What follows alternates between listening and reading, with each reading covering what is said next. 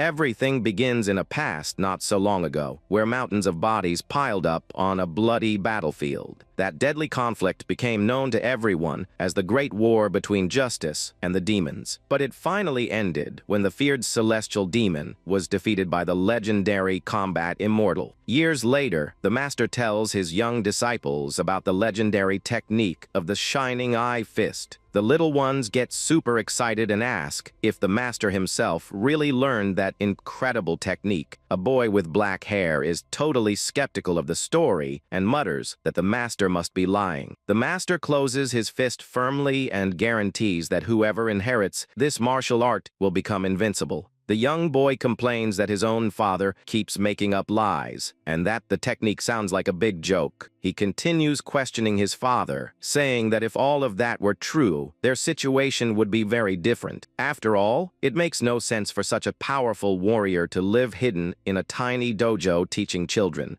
The father just lets out a boisterous laugh and replies that that quiet life makes all the sense in the world. He picks up the other children, happily commenting on how adorable his little disciples are. The man adds in a low tone that he also has a kind-hearted son, even if he complains about everything. He laughs loudly again and says he needs absolutely nothing else to be happy in that routine. But that moment of peace is interrupted when the boy sees something terrible through the crack in the door and starts to cry. The father, who always claimed to be invincible, ended up defeated and fell brutally wounded before his son's eyes. The man spits up a lot of blood on the floor while trying to resist the severe injuries caused by an ambush. Even with several swords stuck in his back, he stays on his feet, showing terrifying determination. The master realizes he was poisoned with a rare and deadly herb that should have disappeared from the world a long time ago. Before him appear shadowy figures who are, in fact, his former and most experienced traitorous disciples. Among the traitors leading the attack is the first senior disciple known as Jinam. Right beside him is Yahello, the second senior disciple, who also participated in that cowardly ambush. The third senior disciple, named Yukwon, observes the situation with a cold, evil-filled look. And finally, Wang Pei, the fourth senior disciple, completes the group of traitors who wish for their own master's downfall.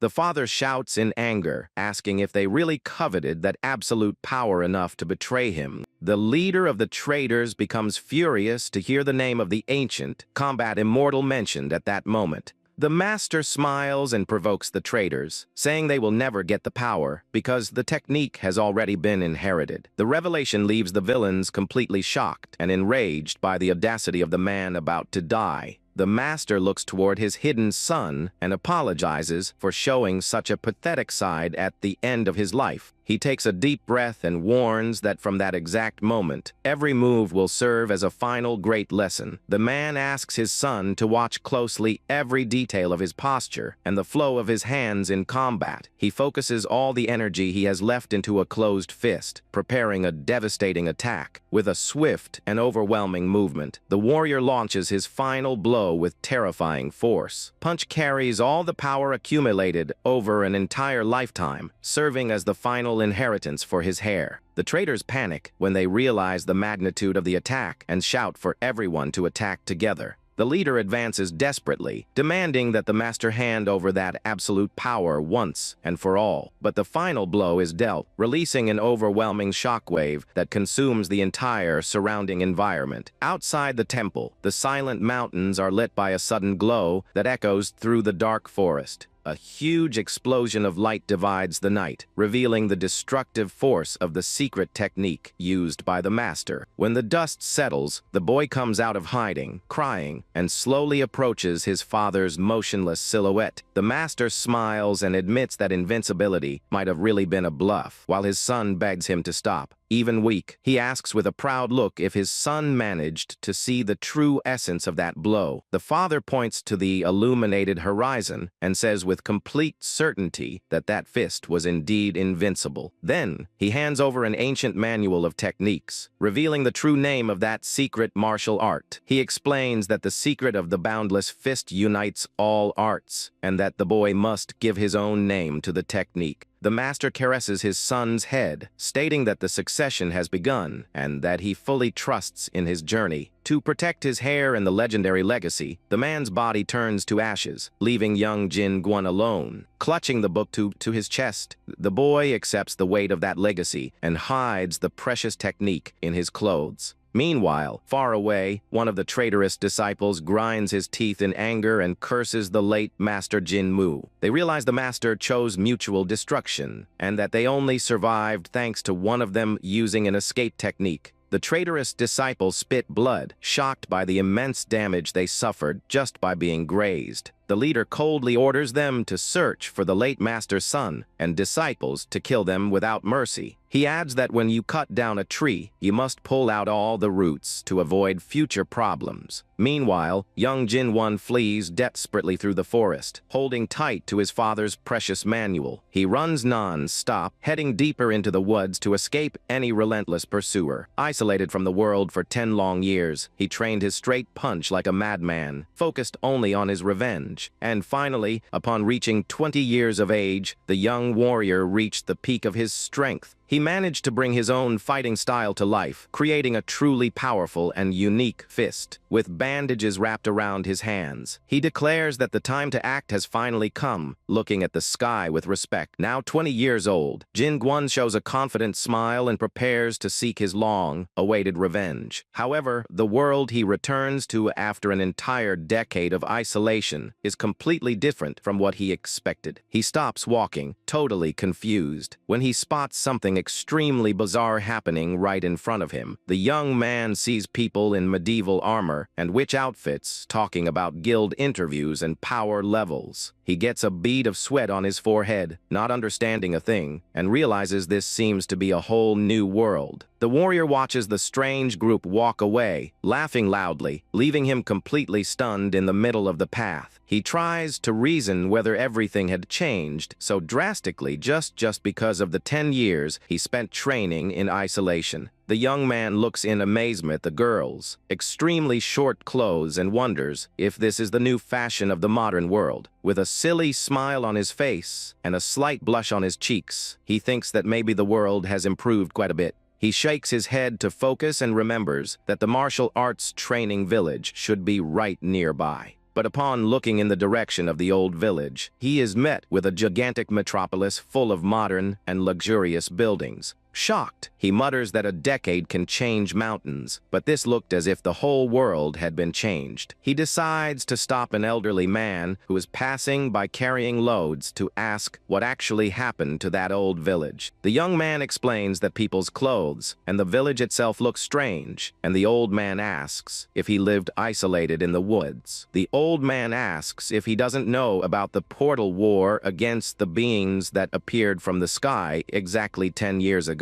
The man begins to explain the story in detail, saying that everything started when a massive hole appeared in the sky out of nowhere. From that immense rift in the sky, an extremely strange and powerful energy began to overflow and cover the entire region. Plants and animals touched by this energy became corrupted and transformed into terrible, dangerous mutant monsters. Shortly thereafter, beings from another dimension known as hunters began to cross that mysterious portal. As soon as they arrived, these hunters launched brutal and cowardly attacks against all the ordinary people of that world. To everyone's surprise, even a low-level hunter could easily defeat the martial arts masters. Almost all the warriors of the Mirim realm were wiped out, and when all seemed lost, a new hope appeared. It was in that desperate moment that the 4 celestial kings appeared, the former disciples of the combat immortal. Acting at the height of the global crisis, those 4 traitorous warriors led the counterattack to expel the invaders. A short time later, normal people from Mirim also began to awaken mysterious powers and act as local hunters. After the forces united under the leadership of the Celestial Kings, a peace treaty was sealed, putting an end to that great war. The old man concludes happily, saying that now magical abilities have replaced the old and outdated martial arts. Jin Guan is in total shock to realize that the greatest heroes of the current world are the same traitors who killed his father. The old man walks away, muttering that the young man should read the news, while the boy remains paralyzed, absorbing everything. nothing. With gritted teeth, he realizes with deep bitterness that his beloved father's killers are now seen as heroes. While walking distracted, trying to digest that enormous injustice, he ends up slightly bumping into someone running by. A girl with blue hair turns quickly, apologizing sincerely, and the young man politely replies that it is fine. He watches the woman walk away, skipping, noticing that her clothes are also quite short and revealing for his standards. Thinking of going to an inn to get more information, he puts his hand inside his robes, looking for some coins. Upon touching the spot where he kept his precious belongings, he gets a terrible fright to notice that everything is simply gone. Desperate, he realizes that the valuable secret manual left by his father that was hidden inside has also disappeared. A terrible suspicion crosses the young man's mind. He widens his eyes, remembering the blue-haired girl from earlier. Meanwhile, the thief runs quickly through a dark alley, thinking that that object, being so well hidden, must be valuable. The young hunter-thief, named Alice, complains about the bad smell of the old book, not imagining what that manual is about. Suddenly, a mysterious voice sounds behind her, complaining about her lack of manners in speaking ill of other people's belongings, scaring the girl. Jin Gwon appears crouching on top of a wall, looking at her seriously, and warns her that that book is worth more than her own life. The girl is shocked by his presence there, and the young man replies calmly that he simply followed her energy. Trembling with fear, she asks what his profession is and if he is not, in fact, a feared dark mage in disguise. Jin Gwon says he does not know what a dark mage is and firmly demands that she return his belongings immediately. The young man jumps off the roof and begins to preach a sermon about morality, saying she should never steal from others. Alice realizes that he can read her mana with ease, deducing that the young man's level must be extremely high. Quickly, she changes her attitude, apologizing and returning the book, but takes the opportunity to ask for a loan of gold. He is confused, not knowing what gold is, and she despairs upon seeing that he only has a few old iron coins. The girl falls to her knees, crying hard, and tells a sad story about her sick sister who needs urgent medicine. Jin Gwon shows concern for the sister's illness, while the thief celebrates in silence, thinking he fell for the scam. She continues the act, telling him about a terrible plague in the village and about a mysterious healer who appeared with the cure. Alice reveals that the man charges a fortune and now demands that girls without money pay for the treatment with their own bodies. The young man asks why she doesn't work to pay for it, and she cries, saying she would be in danger because she is very young and pretty. She pretends to wipe away tears, looking sideways to see if the young man will finally take the bait of her fake sadness. To her surprise, the young man gives a sincere smile and agrees to help, saying that this fits into his plans. He demands to be taken immediately to the healer, while the girl despairs, not knowing how to get out of that lie. Upon arriving at the mansion, the warrior notices there is no smell of medicine there, but rather the presence of a dark and evil energy. The door opens, revealing a group of scary, armed henchmen who observe the two entering with malicious eyes. Jin Gwon comments calmly that they don't look like healers and warns them in a friendly way that he is already leaving. But before he can take a step back, Alice delivers a treacherous kick to his back, throwing the young man inside. The thief shouts angrily, saying he brought this on himself and that everything would be different if he had just given her the money. She reveals that is the headquarters of a dangerous black market guild filled with experienced and ruthless hunters. The girl asks for a good price for the young man, and the criminals agree, saying his physique will attract great buyers. The henchmen approach the young man, mocking his clothes, and saying no one will look for him because he looks like a homeless drifter. Faced with all those threats of slavery, the warrior just lowers his head and lets out a quite mysterious smile. The masked henchman is confused and irritated by his reaction and asks if the young beggar has lost his mind. Jin Gwon says with disdain that he is relieved to see that human trash remains exactly the same in the world despite so many changes. Enraged, the giant henchman lifts his heavy wooden weapon, ready to deliver a violent blow and teach the young man a lesson. The young man closes his fist calmly, thinking that since they are just bandits, he can test his punch without feeling any guilt. The young man prepares to launch his attack with all his mental and physical strength focused directly in his devastating right fist.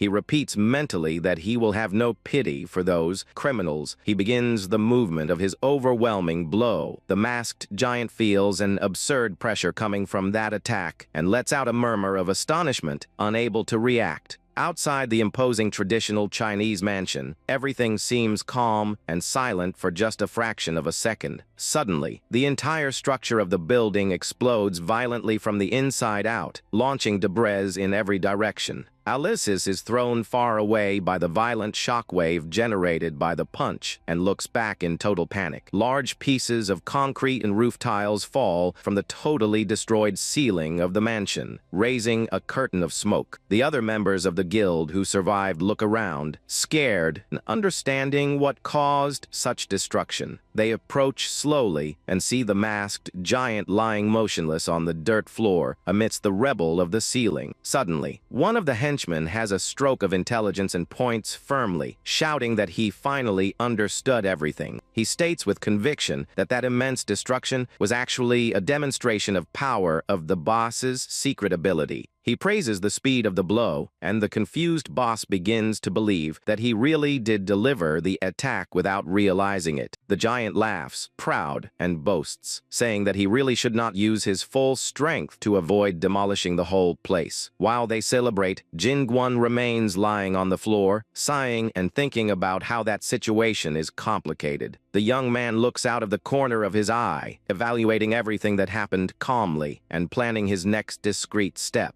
Actually, he remembers that during his punch, he spotted something totally unexpected in the last millisecond. Right behind the mansion's wall, two innocent little children were running happily and playing soccer in the street. He realized that if he delivered the full blow, the little ones would be hit by the devastating energy explosion. If the punch had continued straight, all that urban area would have been instantly pulverized, causing a terrible tragedy. Since the punch had already been initiated, it was impossible to simply cancel it or contain the enormous force of the impact. The only viable alternative in that moment of absolute despair for the young warrior was to change the course of the energy. He focused all his body control to redirect the fist upward, breaking the ceiling and sparing the children. In that last instant, the young man managed to divert the trajectory of the blow, releasing the energy wave upward. With that, only the building's ceiling was destroyed, saving the life of those innocent children playing on the street. Lying in the rubble, the warrior finds the whole situation funny and reflects on his power with a smile. He mutters that strength is not everything, while the criminals think he has gone crazy and decide to sell him as a slave soon. But that ragged young beggar was actually the strongest man in the world, using only a simple straight punch. Later, night falls, revealing the crescent moon through the cold bars of a dark prison in the guild. Locked in the cell, the warrior observes the other prisoners, who are sleeping soundly on the cold stone floor. He reflects with concern that he needs to learn to contain his immense power so as not to hurt innocent people in the future. The young man turns around and decides to introduce himself politely, revealing his true name to the girl. Suddenly, he hears a soft noise coming from the bars and directs his attentive gaze to the entrance of the cell.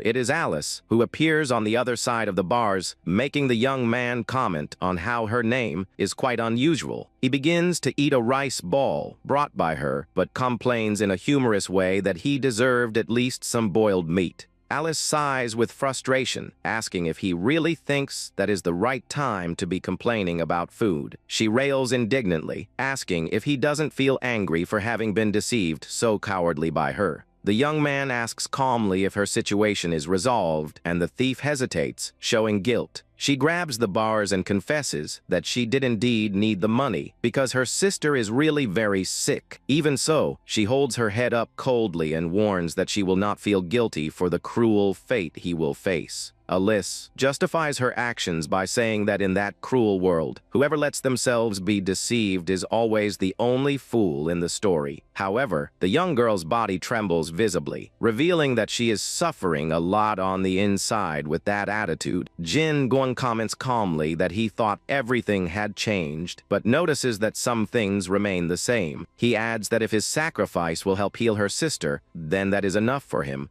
The warrior smiles gently and says she should not apologize because he himself offered to help first. Alice is paralyzed and red-cheeked upon hearing that declaration of extreme kindness coming from the young man. Jin Guan says there is nothing more painful in the world than failing in the sacred mission of protecting one's own family. Embarrassed, she starts shouting, calling him a stupid beggar, while the young man complains about that unprovoked rudeness. The young man takes the opportunity to ask for a favor, requesting that she keep his precious book until he comes back to get it again. She accepts the request awkwardly, muttering that the book stinks and that she won't keep it for very long. She says he had better hurry, while a carriage full of prisoners begins to cross the dense forest. The guards comment apprehensively about how that dense forest seems scary even during the clear day. One of them explains that the isolated location serves to avoid the Hunters Association's radar because of slave trafficking. Even so, the other fears danger for crossing the natural habitat of extremely strong Class B monsters. Finally, the carriage stops in front of a large, hidden wooden warehouse, and the guards announce their arrival at the destination.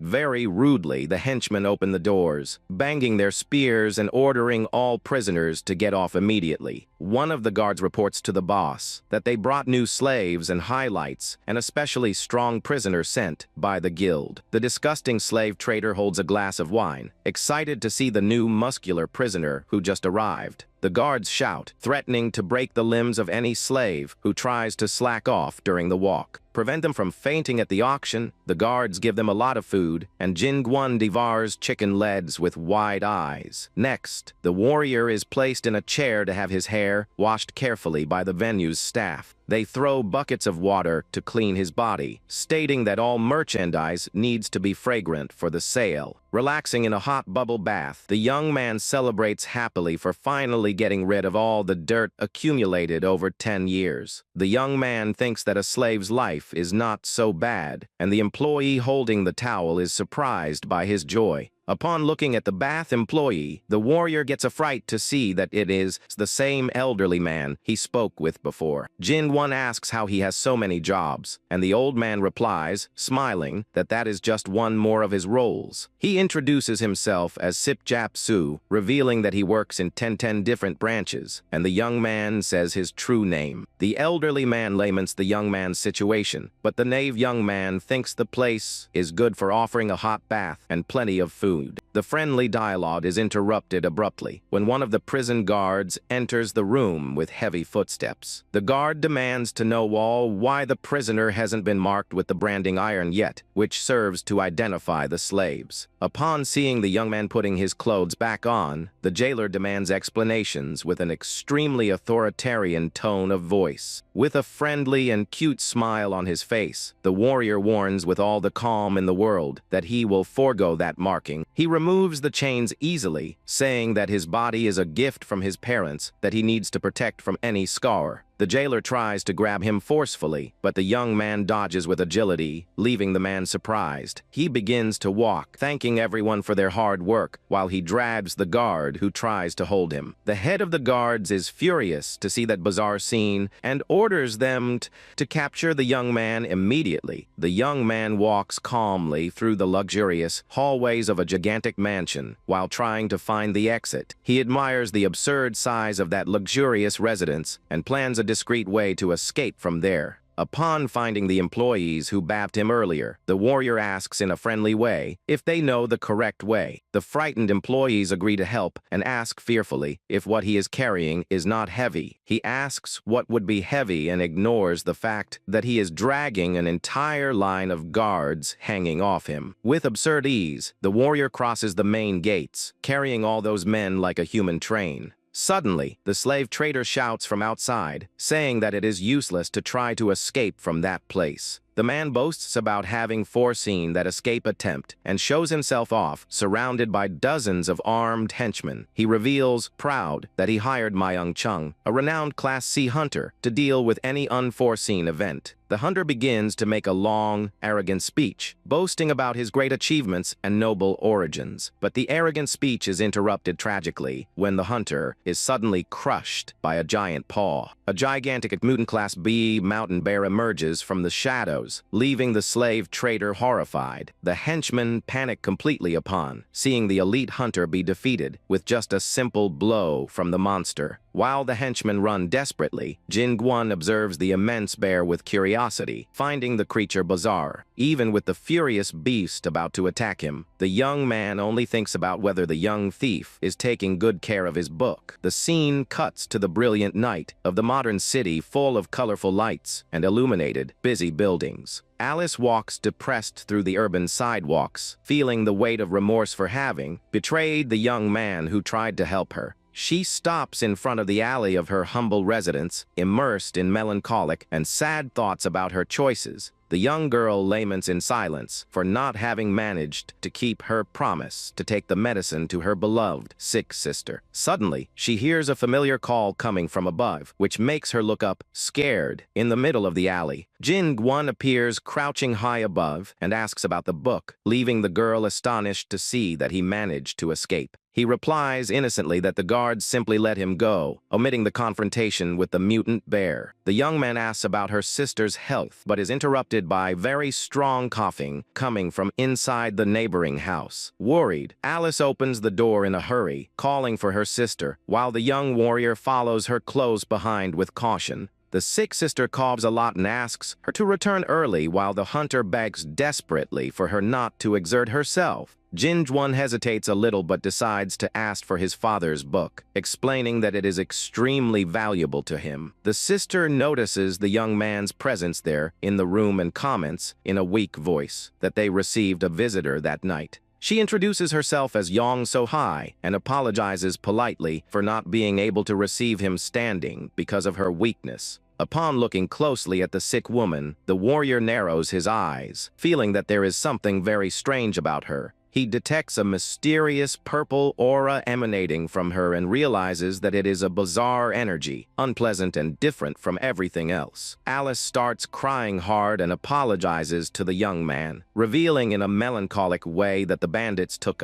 everything from her. She explains with immense sadness that the henchman stole both the money for the medicine and his precious book. In a painful flashback, the young girl appears collapsing on the cold floor after suffering a terrible injustice from those bandits. The leader of the traders charges abusive interest and fees for the previous medicine, leaving the young woman without resources and humiliated. He throws an insignificant amount of coins at her, collecting the entire debt in an extremely dishonest way. The young hunter feels deep frustration and hatred upon realizing she was deceived and exploited without being able to do anything. Humiliated, she asks only to collect her personal belongings that were scattered in a corner of their courtyard, but the masked henchman mocks, saying that the belongings now belong to the guild since the true owner was captured. All the bandits laugh in her face in a cruel way, calling her an idiot for thinking she would have any right inside there. Next, one of the cowardly henchmen delivers a violent kick against the young girl, throwing her brutally to the ground. She cries bitterly on the ground, remembering the hard lesson that in that world, whoever is deceived is always the biggest idiot. The giant threatens her, saying that if she doesn't want to be sold as a slave as well, it is better to disappear from there immediately.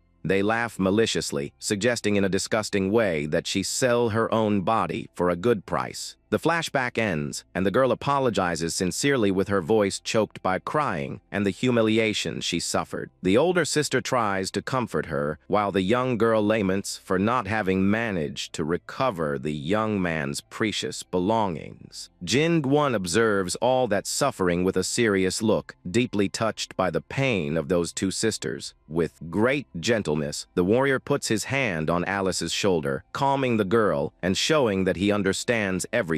Jin Guan says that even if those deceived are called idiots, whoever deceives others needs to pay a price for it. He holds the sick sister in his arms with ease and tells the two to behave properly from now on. The young girl with pink hair blushes quite a bit and asks what the relationship is between that strong young man and her sister. He lays the woman back on the bed carefully, commenting in a humorous way that they already have a certain history. Jin Gwon admits that he also feels a little guilty for the fact that Alice did not manage to bring her medicine. He promises he will go get the medicine, and the older sister asks if she can entrust Alice's safety to him. The warrior accepts the request promptly but demands that the young girl make a single and important promise to him. He asks with a sincere smile for her to hang in there and not let herself be defeated by that serious illness. Shortly thereafter, the young man ties Alice up with ropes and warns in a decided way that the two are already ready to go. He says with a confident smile that their goal now is to recover her money and his secret manual. The girl asks, confused, if they should not go to the large building where the members of the Manhwa Guild were. She points to a simple entrance and reveals that that back door leads directly to their true headquarters. She explains that during the day the enemies pretend to be a quiet, ordinary guild so as not to raise any suspicion, but she reveals that at night the place transforms into one of the largest and most famous illegal betting networks. Alice hands a dark cloak to the young man and says they need to hide their faces to enter in disguise. She puts on the hood quickly and starts to explain that the most famous and popular game in that betting arena is. The crowd of bettors shouts, crazed, while playing all their chips at the hall's betting tables.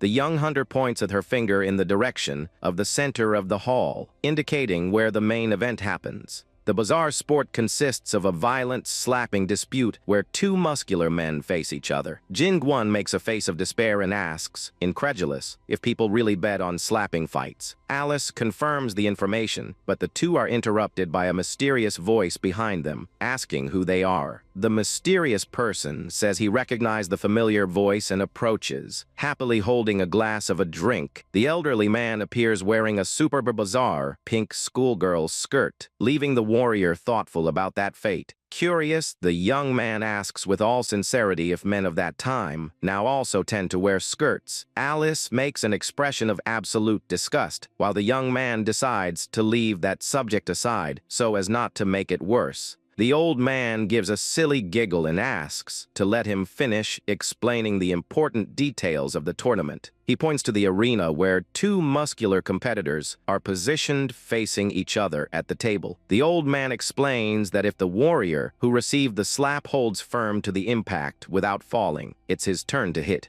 But if the fighter does not resist the force of the blow and collapses to the floor, he is eliminated and loses the dispute on the spot. Jin Gwon understands the rules of the game, but the young girl warns with seriousness that he should not even think about participating. She alerts in a tone of extreme concern that a slap like that can easily take an ordinary person's life. The narrator shouts, excited, announcing that the great champion and leader of the guild has knocked down another strong challenger. The feared rank B leader named Nahan Day provokes the audience, shouting and calling for new courageous opponents. Jin Gwon recognizes the man as the leader of the traders from before and realizes he needs coins to sign up. He whispers, asking if his companions have any money to lend, but soon gives up on the question. The old man pretends it has nothing to do with him, sweating nervously so as not to have to give any coins to the young man. Jin Gwon puts his hand on the old man's shoulder in an intimidating way and recalls the conversation the two had earlier. With a scary smile, the warrior says fate brought them together, and the old man comments that he looks like a mugger. The young man approaches even more and demands that the old man look him straight in the eyes to see his sincere desperation. Trembling with fear, the old man hands over a bag full of coins, claiming that that is just a sponsorship for the young man. The arrogant champion continues shouting and challenging anyone in the audience to bet everything they have on the dispute. Jin Gwon throws the money bag on the betting table and asks in a loud tone if he can also enter the tournament. The narrator announces, shouting, the emergence of a new challenger, while the young man displays a focused look. The champion recognizes the runaway young slave, and Jin Gwon asks directly if he is the one who has his manual. The villain laughs, mocking the young man's audacity, and the judge asks how they will decide who hits first. Very arrogant, the giant points to his own face and orders the skinny young man to deliver the first slap to him. The audience around bursts into laughter, mocking the young man and saying he will end up being sold as a slave. Jin Guan remains in absolute silence, focused only on finding an intelligent way to act there. He knows very well that his devastating power, out of control, can easily hurt the people around him. The warrior tries to control his immense energy, seeking a way to strike without causing mass destruction. Jin Guan reflects that the more perfect a fist's form is, the more its destructive power will multiply. He thinks that if closing his fist destroys everything around him, the only solution is to try doing exactly the opposite of that. With that thought in mind, he delivers a swift movement, using the palm of his hand open downward. All the spectators in the arena widen their eyes in total shock, unable to believe what they just saw. The warriors in the audience begin to sweat nervously, letting out murmurs of astonishment before that bizarre scene. The great champion falls headfirst directly to the floor, opening a deep crater due to the overwhelming impact. Alice asks, scared, if that was really just a slap, and the warrior replies calmly that it was not. Displaying a quite convinced smile, he explains that, in fact, that is a new technique he developed. The young man tells, proud, that it is a martial art that perfectly divides the immense energy of the blow. He christens it Energy Dispersion Fist, while others complain, saying it was just a common slap. Without losing time, the young man turns to the stuttering presenter and warns that he will take all the betting money. The members of the guild are furious with the boss's defeat and order everyone to draw their swords right away. Jin Guan just asks where his belongings are while the henchmen advance, shouting to kill him soon. Seeing the enemies running in his direction, the warrior lifts his open hand, finding that opportunity perfect. A massive rumble echoes throughout the hall when he begins to deliver his precise blows on the henchmen. One of the guards' faces is completely distorted by the absurd force of the slap he received directly. The young man comments that he is finally getting the hang of controlling his strength while bodies fly through the room. He asks if his friends got their bags and the prize, and the two reply, trembling, that they got everything. Alice realizes in shock that his story was real and that he did indeed escape alone from those slavers. The warrior calls his companions to go soon to get the medicine that will save the girl's sick sister. They finally arrive in front of a gigantic, illuminated medical clinic in the middle of that dark night. Alice thanks the young man a lot and says, emotional, that she always knew he was a warrior with a good heart. Jin Guan just smiles in a friendly way and asks for them to enter the place soon without wasting more time. The young man pushes the heavy wooden doors of the clinic, making a soft noise echo through the great hall. But as soon as he takes the first step inside the place, the warrior stops, scared, upon sensing a strong smell. He remembers his late father, who used to laugh and cough a lot while taking strange medicinal baths. The master used to say that a real man needed to endure that stench, while the little son suffered. The father ended up vomiting due to the bad smell, making the boy mock that claimed resistance of his. Holding his nose, the boy complained, asking why his insignificant father lying in that pit insisted on staying there. The man asked if his son knew what was the biggest regret he carried as a martial artist. He revealed that due to that horrible smell, he could not train to have a body immune to poisons. The master added that his sense of smell was very sensitive, and for that reason, he simply did not tolerate the stench. The man jumped out of the bathtub, throwing dirty water on his son, who complained, asking why he tried to do that. Back in the present, the warrior decides to enter the clinic, recognizing that same strong and familiar odor. He focuses his attentive and serious gaze on the environment, knowing very well that that bizarre stench is unforgettable. A mysterious man wearing dark robes emerges from the shadows, commenting on receiving visits so late. The doctor asks if they want medicine, and the warrior soon notices that the subject uses poison techniques. The doctor explains with sympathy that the number of sick people has increased, and for that reason, he performs consultations at night. He tells Alice that the plague has spread throughout the village, leaving the young woman quite scared and surprised. The doctor says that, fortunately, they have the guaranteed cure while attending to another client in a very patient way. He reports that he uses snow ginseng and jade bee honey to refine a very powerful, special pill. The doctor shows the purple pills in his hand, saying it is a blessing to be able to create elixirs with his techniques. Next, the doctor hands a small bag with special medicinal herbs directly to Alice. Very happy, the young woman holds the packet of medicine with both hands and thanks the good doctor immensely. The doctor asks her to take care of herself while Jin-Jwan begins to search discreetly through the clinic's drawers. The doctor continues giving instructions for use while the noise of the young man messing with things echoes through the room. Alice shouts, irritated, asking what he is doing there, and the doctor asks if the young man is looking for something else. With a sarcastic smile, the warrior replies that he is just looking at the interesting herbs he found there. The doctor excuses the young man but warns Alice seriously that the price of the medicine will go up quite a bit soon. He claims that demand has skyrocketed in recent days and that he can barely produce pills for everyone. The doctor says goodbye, wishing them a good trip back, and Alice thanks the young man a lot for managing to get the medicine. The young woman holds the packet of medicine, worried upon realizing that she spent all the money that was supposed to last the month. She vents, not knowing what she will do next week, while the warrior just listens to everything in complete silence. Suddenly, Jin-Gwan asks to be excused and takes the bag of medicine from her hand, leaving the girl quite confused. He opens the packet with the medicinal herbs and says in a calm way that he needs to check one important thing. To her surprise, the young man puts one of the pills in his mouth and begins to chew with a very thoughtful face. Alice shouts, desperate because of the medicine's value, and he replies that he ate it because he was feeling without much energy.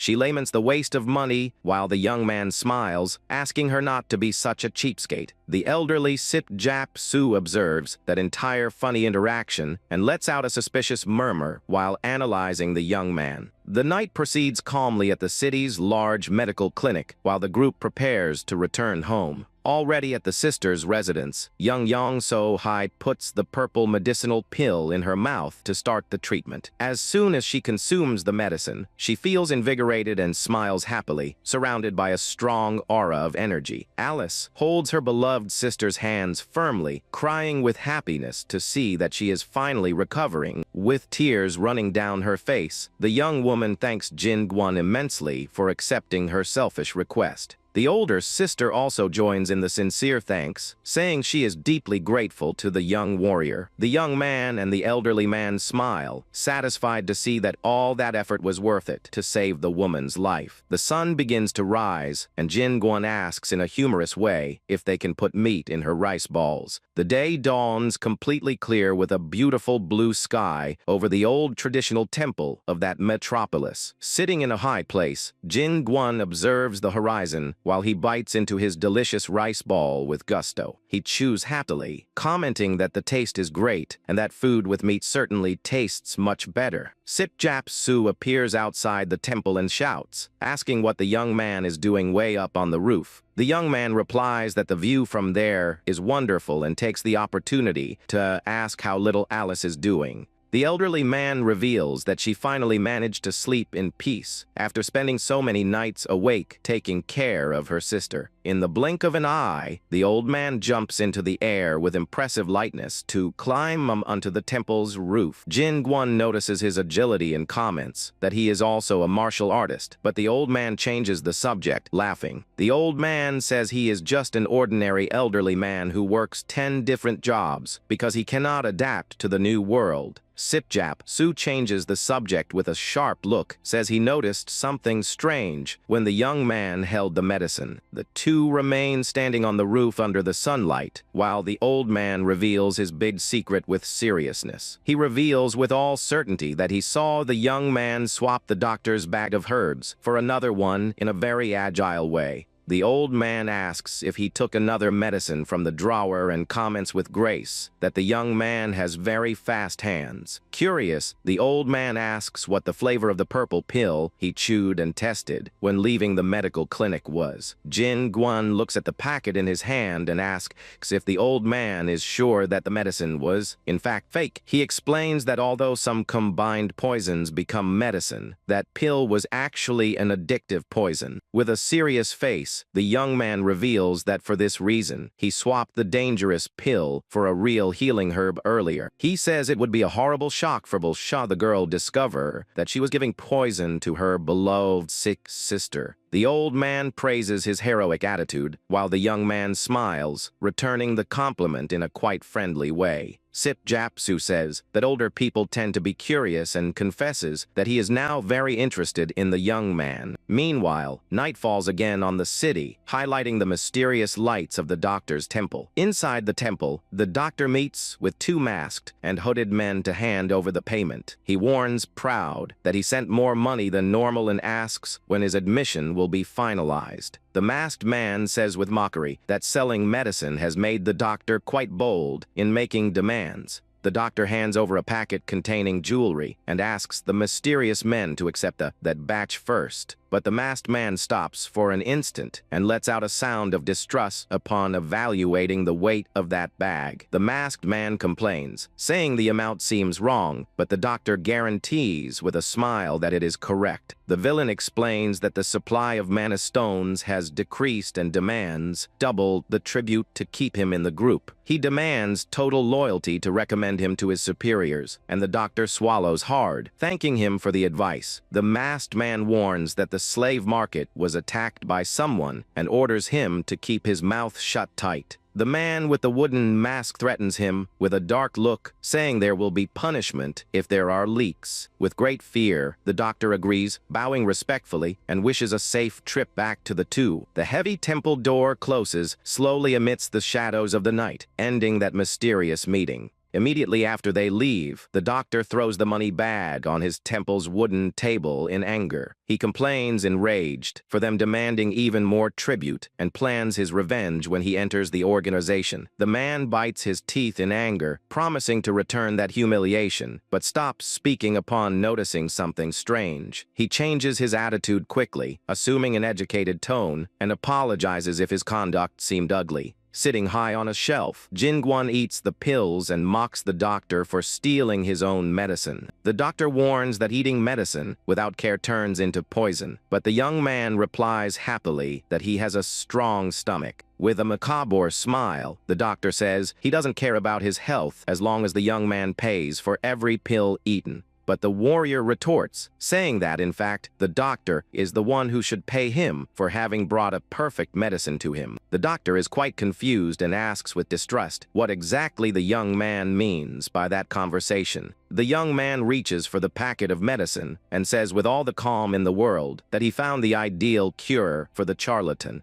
He shows the purple pill with a challenging look and says that the best medicine for a con artist is a good physical beating. With his eyes shining in red, the villain warns in a dark way that sometimes closing one's eyes is the best cure. In an agile and sudden movement, the doctor prepares his secret attack with a closed hand to deliver his blow. He launches a deadly burst of poison needles, shouting that the young man must accept that if he wants to save his life. The needles cut the air at high speed, shining intensely while they advance directly against the target. The villain guarantees that the dangerous needles will not stop flying until they hit the enemy's body with precision. But with an unbelievable speed of movement, Jingguan manages to grab every single needle with his fingertips. The doctor widens his eyes and lets out a scream of complete panic upon seeing that his secret attack totally failed. He trembles nervously upon noticing that the invader managed to neutralize all the needles with extreme ease. The villain is incredulous that he used only his bare hands, while the young man prepares an immediate counterattack. With an extremely powerful wind blow, the warrior repels the entire attack, leaving the opponent scared. The violent shock wave generated by the movement throws the doctor backward with overwhelming force. He screams in pain upon being hit squarely and wonders, totally confused, what kind of power hit him there. The villain falls brutally onto the wooden rebel and wonders if there was always someone so strong nearby. Jingguan walks slowly and questions him for using needles that should save lives only to murder people. He analyzes that the power behind the needles was weak, although the attack movement was very intelligent. The young man gives an ironic smile, finding the trick fun, but warns that the villain needs to learn good combat manners.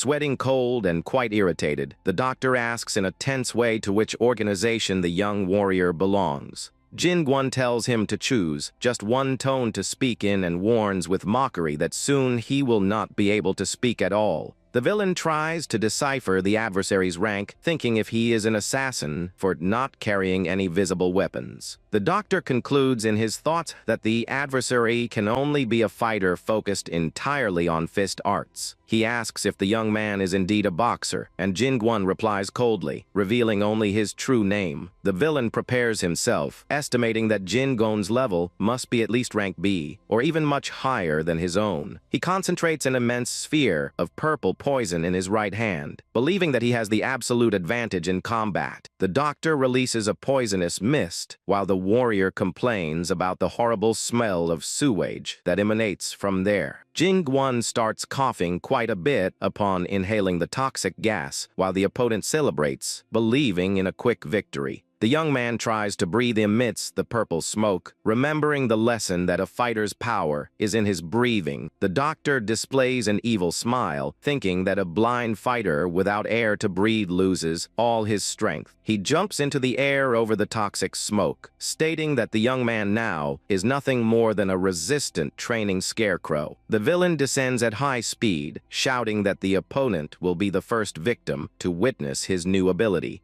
He directs the destructive poison blow downward, trying to crush the adversary with all his purple power. The doctor displays a smile of pure cruelty, certain that his final attack will liquidate the young rival once and for all. But Jin-gwon will face him calmly, stating that what is fairest in combat is to return the same blow he received earlier. He decides to use the same needle and blood technique to counterattack the doctor in an extremely precise way. The young man opens his hand, displaying a confident smile, and announces that he will use the technique he just learned from him. Suddenly, the villain spits blood and screams in pain upon having his hand pierced by the needles in an overwhelming way. The warrior shakes his fingers, complaining that that smell of poisoned blood is extremely disgusting and sickening. The doctor is thrown far away amidst the purple smoke, suffering serious injuries from his own poison. Desperate, the villain activates his medical first aid technique to try to heal the serious wound on his hand. He is shocked to see the young man use his fingers, and Jin-gwon responds, smiling, that that is not a magic ability. Jin-gwon extends his index finger and explains in a calm way that he created a new technique using his fingertips. He joins two fingers, explaining that that technique basically consists of using the fingers to simulate a closed fist. The quite confident look, the young warrior officially christens it with the simple name of finger fist. The doctor is furious, swearing at the young man, and complains that he has never heard of a power with such a silly comic book name.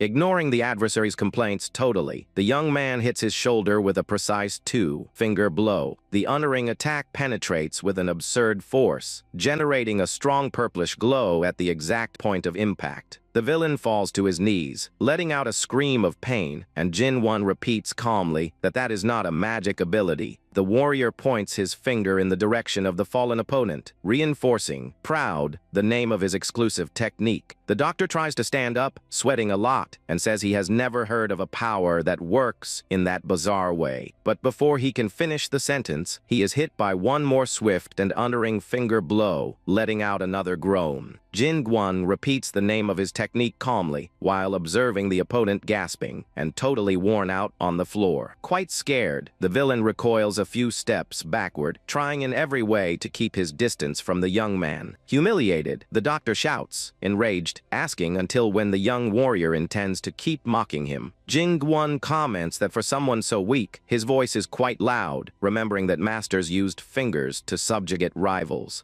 The doctor deduces, scared, that it is a pressure point technique and realizes he is a true warrior. He shouts, saying he will not fall for tricks from the past and plans to protect his points to counterattack the young man. Jin-gwon hits the villain's chest quickly, announcing that the blow serves to paralyze the entire upper part of the body. The young man delivers more swift blows, saying he will paralyze the wrist and the elbow to teach the villain good manners. The warrior advances, applying his final finger attack with an absurd force that cuts through the environment's air with violence. The doc lets out a terrible scream of agony while feeling all his bones and joints suffer from the impact. The villain falls totally defeated to the floor and realizes, horrified, that he cannot emit any sound due to the blow. Gasping and quite battered, the doctor tries to mutter some insults with his teeth gritted from so much anger. He rails, saying that the young man used only pure brute force in the attack, while the young man prepares to respond.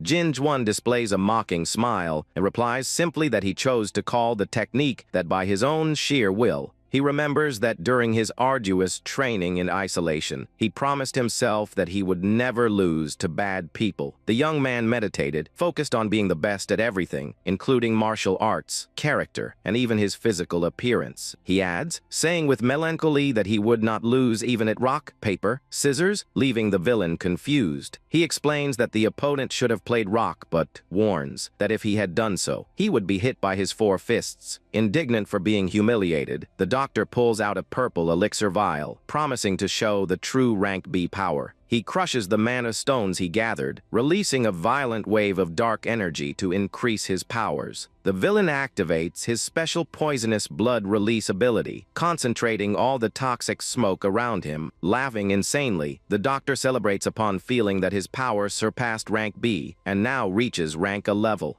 Concentrating an immense amount of destructive energy in his hand, he shouts that he will show his absolute strength once and for all. He advances, emanating dark lightning, while Jin-Gwan observes all that demonstration of power with total calm. The young warrior just takes a deep breath, concentrating his strength, and prepares his defensive posture in a very calm way. An extremely intense and destructive white glow consumes the entire clinic environment with a sudden explosion. The doctor is hit by a powerful shockwave in the chest and remains totally paralyzed, unable to understand a thing. He widens his eyes, scared, looking at his own body, and realizes that his energy was totally dispersed. The villain trembles nervously upon noticing that his powerful rank attack was cancelled without him even seeing the movement. Jin-Gwan positions his fist very close to his stomach, showing that he held the impact of the punch to spare his life. The young man moves his fist away calmly, commenting in a friendly way that the doctor ended up scaring him for real. The villain feels his chest, relieved for not having exploded, and wonders, shocked, how he is still alive after the blow. Jin-Jwan closes his fist with an ironic smile and asks in a provocative way if the opponent wishes to try attacking again. He mocks, remembering that the rival was going to show his real power, and warns him to manifest himself if he wants to continue the fight. The warrior displays his closed fist, overflowing with a scary energy that makes the environment tremble around him. The doctor faces him with panic in his eyes, sweating cold upon realizing the absurd difference in power that exists between them. Totally defeated, the villain kneels on the floor, paying respect, and introduces himself by the name Baekmun-do to the young man. The following morning, the sun rises, illuminating the traditional temple with a soft and pleasant light through the trees. Lying in bed, young Yong So-hai begins to expel a dark purple smoke through her mouth while recovering her senses. The doctor applies acupuncture needles to remove all the poison from her body under the attentive look of Jin-Gwan. Baekmun-do explains that the village's terrible plague was in fact just a weak poison that he himself spread. Alice's sister continues resting in bed while beginning to recover slowly from the toxin's effects. The doctor shows the pill he just prepared and guarantees that she will feel much better as soon as she takes it. Sip Japsu notices that he is an apothecary, and Jin-Jwan is confused, not knowing the meaning of that word. The elderly man explains that hunters awaken common classes, but some manage to acquire rare classes, like apothecary. These rare professionals master advanced techniques of medicine and poison and are extremely difficult to find. Baekmun-do praises the elder's wisdom and boasts, saying that he is a talented and very valuable professional. Alice loses her patience and lands lands a strong blow on his head, saying that everything is a big lie. She shouts, irritated, remembering that he is just a despicable criminal who poisoned an entire village. He is extremely irritated by the aggression and mutters in anger, facing the blue-haired girl. Jin Gwon appears behind him, preparing a blow to his pressure points, and makes the apothecary tremble with fear on the spot. The man immediately bows and apologizes humbly to avoid being hit by the young man again. The protagonist asks why someone with so much talent and rare skills decided to commit such serious crimes. The apothecary remains silent for a brief moment with a serious and thoughtful expression on his face. He extends his hand and shows the pieces of a broken mana stone he used during the previous confrontation. That special crystal began replacing all the world's energy sources after the portal conflict. Thanks to those mana stones, large modern buildings were erected, and the whole society managed to evolve. But hunters are obsessed with them because those crystals allow them to obtain power that surpasses any rank. Those rare stones only form in places with high energy density or in the bodies of powerful monsters. Black Mun explains that they offered those valuable crystals in exchange for a tribute he had to pay. Alice is in shock to realize that all the money they paid so far was used as tribute. The apothecary just confirms the information with a tired look, leaving the girl even more revolted. The girl grabs his collar, demanding the money back while the old man tries to calm her spirits. She is even more furious to see that the man is wearing the valuable necklace that belonged to her beloved father. Silence takes over the room, while everyone observes the girl's tense reaction before the apothecary. The man holds the necklace and explains, with a sad look, that jewelry is the only memory left of his father. Alice does not want to hear excuses and starts kicking the apothecary, while the others try to contain her fury. The bump on his head, the man explains that it will be almost impossible to recover the rest of the money sent. Jin Gwon asks about the superiors who received the tribute, and the apothecary begins to tremble nervously. The young man maintains a focused and serious look, focused on discovering the identity of the organization's leaders. The apothecary hesitates for a moment, feeling immense pressure, and decides to cooperate with the young warrior. The man offers to guide the group directly to the place where the criminals tend to meet. He alerts that those bandits are very dangerous because they have the support of the powerful Red Blood Alliance. Jin Gwon asks what that alliance is, and the apothecary is perplexed to notice that he has never heard of it. The man jokes, saying the young man seems to have lived isolated on a mountain for over 10 years straight. He explains that the great heroes of the New World are the known 4 celestial kings of that region. He reveals that the organization behind everything is the feared Blood God Guild, which dominates the territory. That sinister guild is commonly known by everyone in the city by the name Shadow Mafia. They operate in secret cells to hide their identity and make high profits from illegal mana stone trafficking. The biggest reason for their enormous power is the fact that they are protected directly by one of the 4 celestial kings. That powerful criminal alliance dictates the rules of the underworld, leaving any adversary afraid to act. He admits that although it is only a rumor in the city, an organization like that needs a big godfather. Jin Won just responds thoughtfully while a strange and icy energy begins to take over the place. The apothecary feels an extremely scary and evil presence emanating suddenly from the young man at his side. Alice and the elder take steps back, scared by that sudden change in the room's atmosphere. An overwhelming and pure killing intention envelops Jin Gwon's body, making the room's walls tremble. The young man remembers his true name and how he swore revenge against the traitors who destroyed his family. He recalls the words of his beloved father, teaching that the legendary technique did not serve to hurt or seek revenge. The master used to say the most important thing was to have a strong sense of responsibility so as not to be consumed by power. Jin Gwon clenches his fist with strength, feeling that energy, and mutters that everything is very strange about this story. Jin Gwon looks at his own hand, remembering that his father's teachings are still the most difficult to understand fully. He smiles out of the corner of his eye, realizing he now has one more strong motive to resolve this whole old problem once and for all. The young man orders Baekmun, due to show the exact path of the meeting soon, while the others observe his determination. The group finally approaches a luxurious, traditional wooden construction that serves as the enemy's hideout. Sitting at a table, the protagonist asks, confused, if the meeting point with the mafia would be at that same pharmacy. The apothecary explains seriously that the mafia members tend to come there at the dawn of every full moon. Jin-gwon listens to the information in silence at the side of his companions, who seem quite tense with the situation.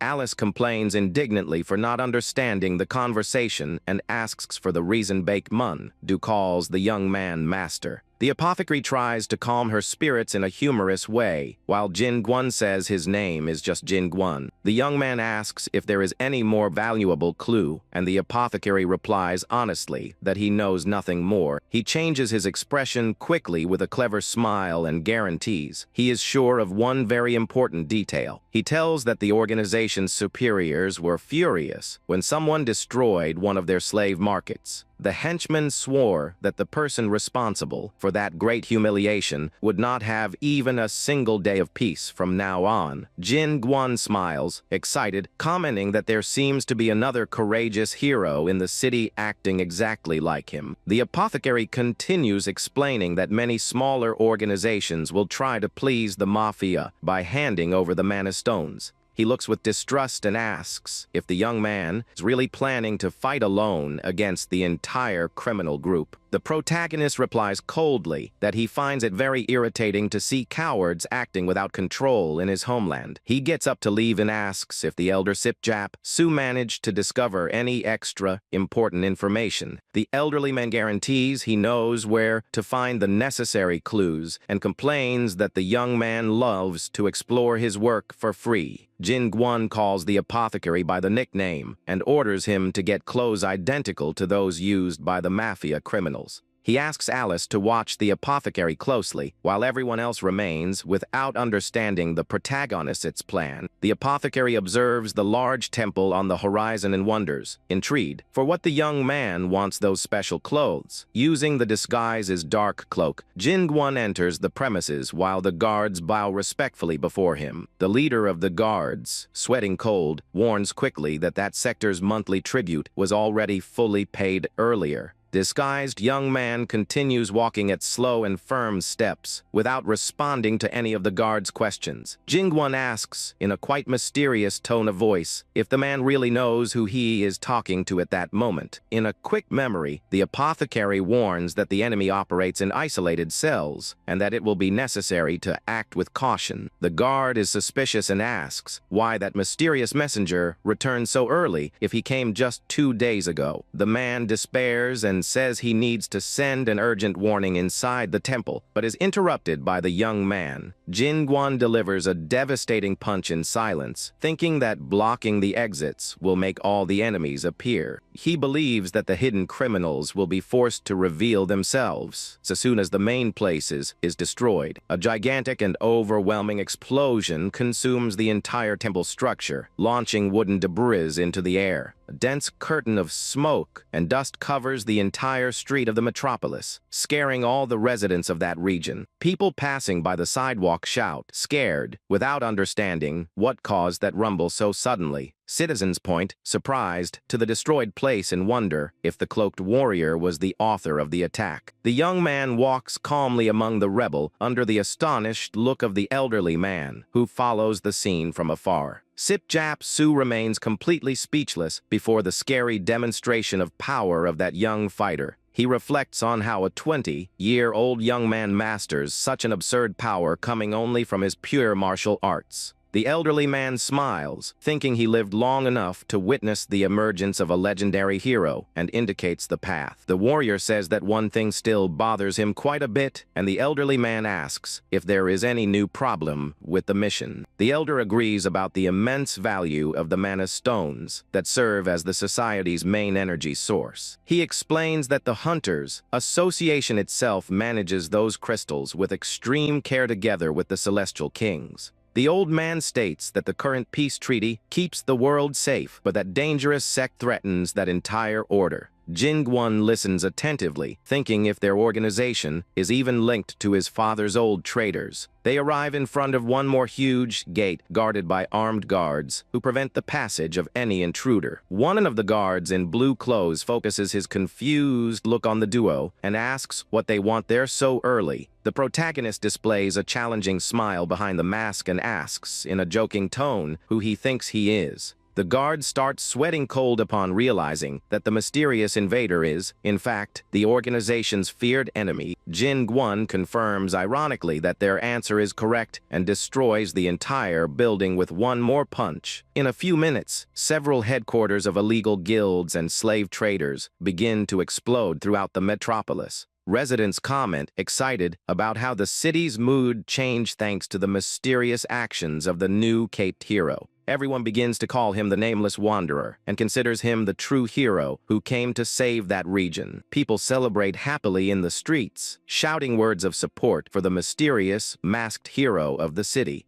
Jin-gwon observes all that movement in silence, keeping his identity totally hidden under the dark hood. In an emergency meeting, the leader reveals, irritated, that most of his bases in the south were totally destroyed. The rank a hunter named San Wu-tan suspects that there exists an infiltrated traitor delivering their locations. The red-haired man states with certainty that there is a spy acting among them to facilitate the enemy's attacks. A mysterious hunter smiles with mockery and says that thinking there exists a traitor is an absurd exaggeration on his part. She provokes San Wu-tan, stating that the destruction of the bases, in fact, only happened due to his terrible management. The mafia's great boss orders immediate silence, interrupting the heated discussion that was beginning to arise there. He complains that no one in the group knows even the true appearance or the abilities of such a mysterious wanderer. The boss calls them useless fools for not managing to deal with a single adversary who is acting in their city. The hunter volunteers with elegance to assume the mission of hunting the wanderer, and the boss asks if she is confident. She mocks, saying that she will do a much better job, and the red-haired young man faces her with deep fury in his eyes. The boss orders Nan, hiring to solve the case, demanding that she bring the invader's head to end the threat once and for all.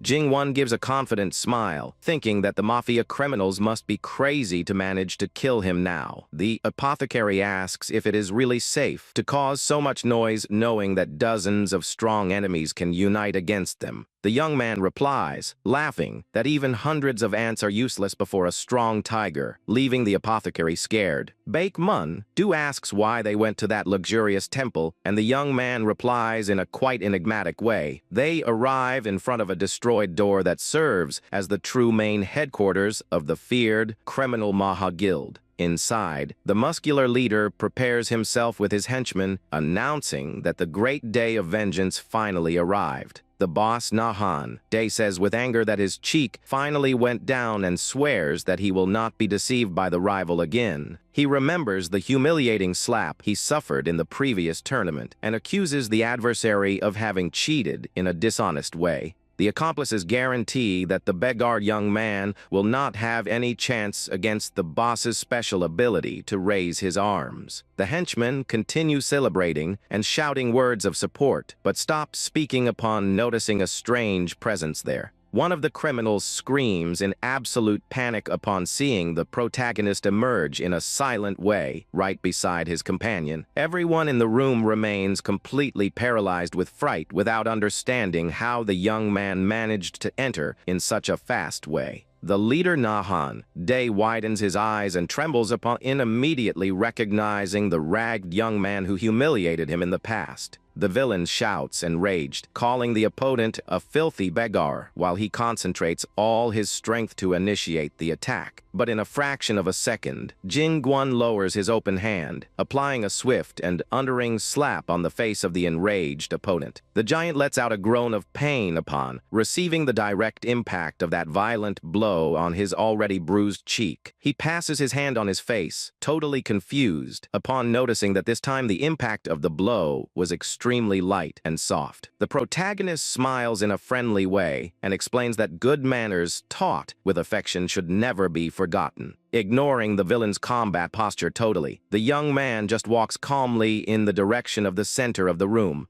To everyone's surprise, the young man simply pulls a chair and sits in a very loose way before the guild boss. With an air of authority, the warrior orders the henchman to spread an urgent message to the entire city from today on. He displays an evil smile and announces that from now on, the nameless wanderer is the new and only leader of that guild. Naihan Day is completely confused upon hearing that bold proposal to take over the command of his own guild. Sweating coldly, the man stammers an apology and says he didn't quite understand what the young man just said. Jingguan replies calmly that he heard the warning perfectly and has no intention of repeating his words again. He smiles and says that he is putting the place to good use, so the villain shouldn't treat it like a tragedy. The villain complains that the young man keeps acting from the shadows like a coward and asks if his parents are still alive. He shouts angrily, stating that he built that guild with dirty tricks and guarantees that both his parents are alive. Jingguan delivers a violent slap right to his head, saying that is the biggest reason for him not to act like trash. The protagonist sits in the chair with the defeated opponent at his feet and asks if anyone else there has any complaints.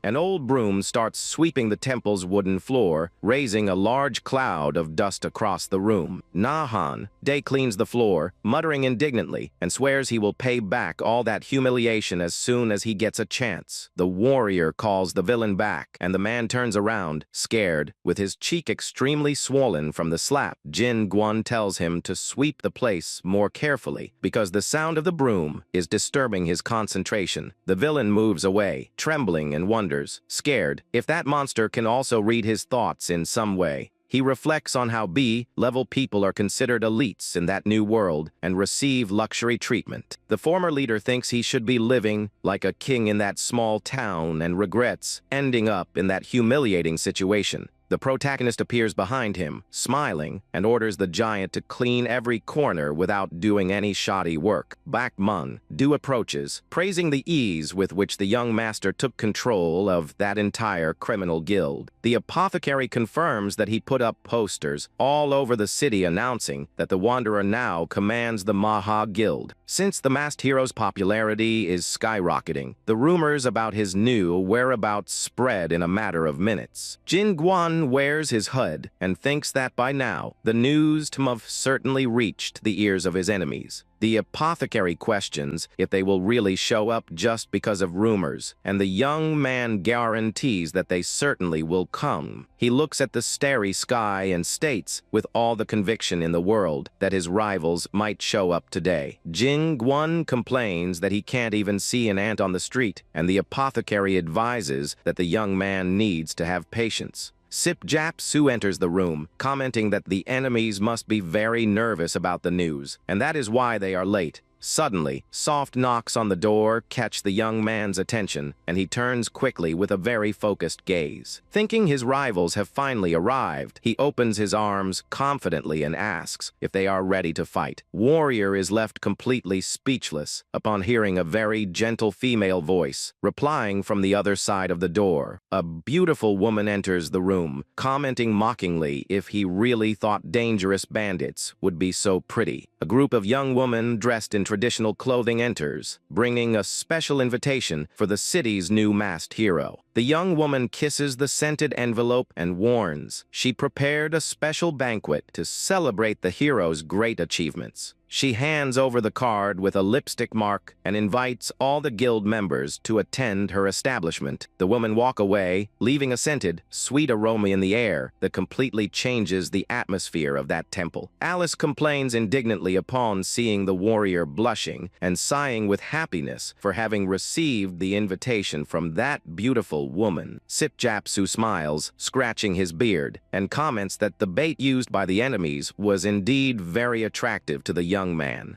Alice is confused, noticing that everyone there knows the place, and the old man warns that only the naive young man doesn't know anything. He explains that the establishment called Midnight Sun is the most famous and luxurious entertainment house in Murim. The girl warns seriously that that place is full of dangerous rumors and advises the young man to keep his guard up. The young man says with the red cheeks that the place meant to test a man's self-control, and she complains about his silly face. Deciding to unravel the mystery, they head toward the immense and brilliant nightclub to discover the real reason. Meanwhile, San Wu-tan walks imposingly through the luxurious red corridors of the entertainment establishment. He enters the main hall on the upper floor, where the influential madam of the place awaits his arrival, surrounded by henchmen. The woman asks elegantly what brings the feared level 2 hunter of the mafia to her private quarters. It is Nan, Hying, the level 3 mafia hunter who commands that entire empire of fun with an iron fist. The warrior smiles with disdain, stating that he would never come there just to see a venomous snake, and demands his drink. The madam lets out a sarcastic laugh, deducing that the hunter's famous keen sense of smell must have sniffed out something very valuable. She orders them to prepare a reserved table in a private room, and the young man leaves, grumbling that they should have done that sooner. Nan, Hyang watches him leave with an evil smile and thinks that the hunter's arrogance will soon come to an end. She wishes to obtain the valuable mana stone offered as a reward for capturing the wanderer to surpass her rivals. The woman secretly orders the guard to mix an extremely powerful knockout powder into the private room's drinks. With an insane look, she orders them to add a massive dose of poison, guaranteeing she won't let anyone steal her victory. San Wu-tan thinks that woman is very insolent and swears he won't give up his prey so easily. He smiles with sharp teeth, promising to devour both the mana stone and the mysterious wanderer. The girl with gray hair watches the scene, worried, and asks him to chew the food more slowly. Jin Goon devours the chicken legs without being able to stop because he spent days eating only rice balls. His ally thanks him, emotional for finally managing to have dinner on the most luxurious floor of that famous house. The man explains that that VIP floor is reserved only for extremely important people. The young girl tells him to thank him less and eat more, but soon worries about the speed at which he devours everything. Suddenly, the beautiful courtesan Hechwa, Rying appears by surprise and hugs Jin Gwon from behind with great joy. She clings to his arm, saying she was anxiously waiting for the mysterious wanderer's arrival. Jin Gwon's companion is furious to see that and ends up breaking her chopsticks in half. The courtesan announces that she reserved the entire floor just to serve the young man with all the attention in the world. She asks everyone gently to forget life's worries and just enjoy the banquet. Next, the beautiful young woman holds the protagonist's hands with affection, catching his attention in a sweet way. She reveals that she prepared a special table reserved just for him and asks if he isn't curious. The ally is unconvinced by the woman's bold attitude, knowing that Jin Gwon falls easily for any provocation. Jin Gwon is all flushed and admits that he is super curious to see what awaits him in that secret room. The young woman desperately tries to stop the young man, shouting that entering that place is extremely dangerous. But suddenly she feels a strong dizziness in her head and can barely stay on her feet at the dinner table. Meanwhile, the courtesan takes Jin Gwon to a very calm private room decorated especially for him. She whispers seductively that the place is so quiet that no one would hear anything happening inside there. The truth is that the woman is a secret mafia affiliate and thinks he is just another man who is easy to trick. Upon seeing the young man's silly expression, she suggests going slowly, and he agrees with a totally docile smile. Thinking about how easy her mission is, the woman serves a glass of special wine to celebrate the moment. She watches the young man drink without knowing that the glass is full of a powerful sleeping pill capable of knocking anyone out. But the courtesan is in absolute shock when he drinks everything at once and only praises the taste of the drink. He bangs the empty glass on the table with enthusiasm and asks her to serve more of that wine immediately. The woman is paralyzed with dread upon noticing that the potent poison had absolutely no effect on him. Trying to hide her desperation, she forces a nervous smile while she refills the warrior's glass. Secretly, she decides to mix other types of even stronger drugs to see if he can handle the dose. Jin Gwon takes the new glass and comments innocently that the taste seems a bit different this time. With a mocking smile, he reveals that he knew about everything and thanks her ironically for her effort. The courtesan panics totally upon noticing that her plan was completely discovered from the beginning. the protagonist grabs the woman's face and forces her to swallow her own spiked drink all at once. Thus, the evil plan goes down the drain, and the villain ends up falling into her own deadly trap that she prepared.